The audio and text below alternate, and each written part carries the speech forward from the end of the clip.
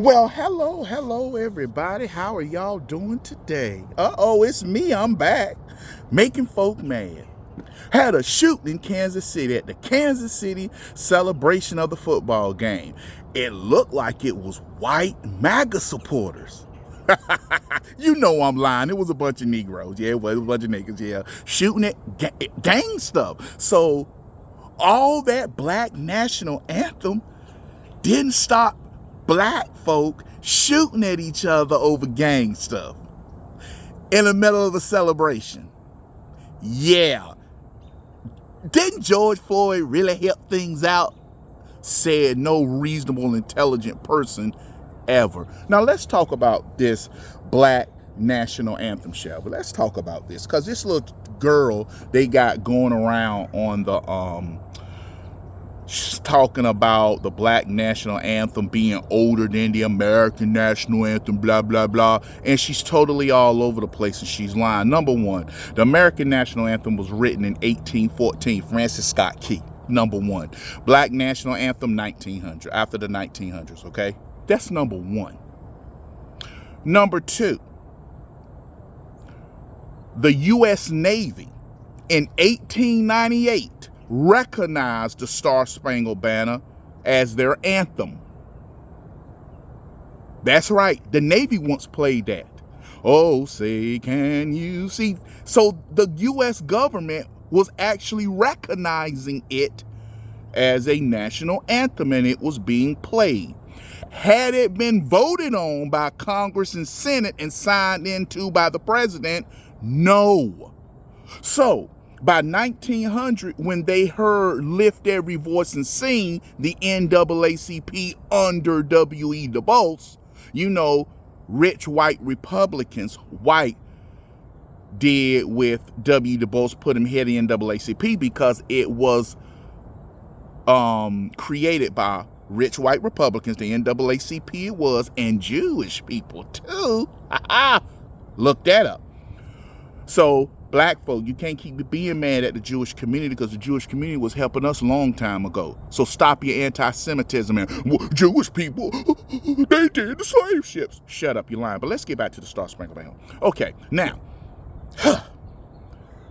when the NAACP heard Lift Every Voice and Sing, they decided within themselves and said, hey, this is going to be the black national anthem. So they all sat along and said, this is going to be the black national anthem. That's not how government works.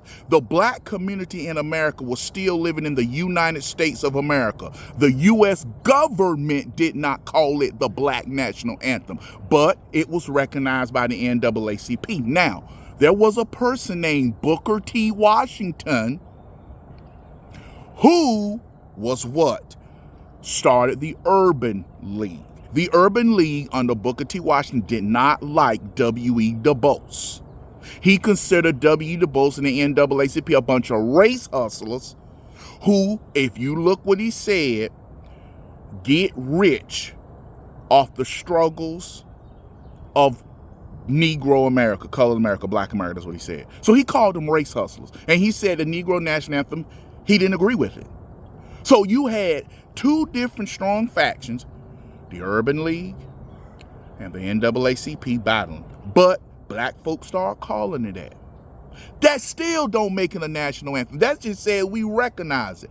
In order for something to be a national anthem, it has to go through your national government. And the national government recognized the Star-Spangled Banner as the national anthem because it had to be voted on, debated, then signed into law. So you can sit here and say, yeah, it's older than the national anthem because somebody just sat in a room and said, we're going to create it. We're going to make it the national anthem. That's not how government works. And you show how ignorant you are. Speaking of ignorant, black folk in Chicago, let's talk. Your mayor hates you so much, black folk. Democrats hate you so much, black folk. They took the black mayor of Chicago to throw out all you black folk in that project area to put in illegals.